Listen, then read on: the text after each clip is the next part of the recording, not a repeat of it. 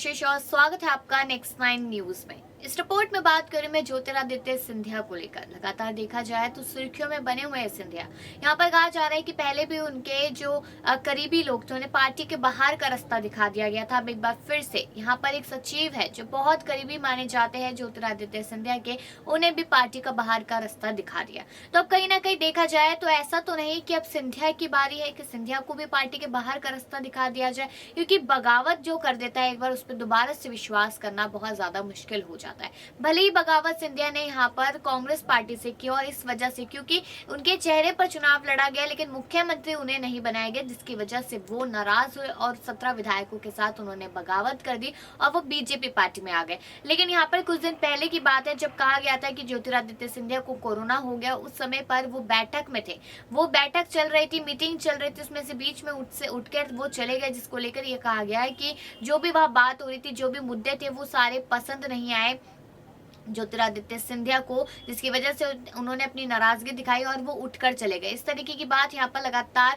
कही जा रही थी। लेकिन साथ ही साथ अगर ये देखा जाए कि तब से लेकर अभी तक सुर्खियों में बने हुए, कहा जाता है कि सिंधिया और शिवराज का मामला भी कुछ ऐसे ही है जिससे राजस्थान में गहलोत और पायलट, लेकिन गहलोत और पायलट में यहाँ पर देखा गया था कि पहले पायलट ने बगावत की, उसके बाद गहलोत के विधायकों ने बगावत की, लेकिन सिंधिया और शिवराज में ऐसा कुछ नहीं है, बगावत किसी ने भी नहीं की। सिंधिया ने तो कांग्रेस से बगावत की थी, तो यहाँ पर बगावत नहीं हुई, लेकिन कहीं ना कहीं नाराजगी दिखाते हुए नजर आ रहे हैं। अब यहाँ पर जो खबर सामने आई है उसके बारे में मैं बात कर लेती हूँ कि आखिरकार क्या कुछ यहाँ पर कहा जा रहा है। कहा जा रहा है कि करीब 15 साल बाद केंद्रीय मंत्री ज्योतिरादित्य सिंधिया के निजी सचिव के रूप में उनका पूरा कामकाज संभालने वाले पुरुषोत्तम पाराशर को हटा दिया गया है।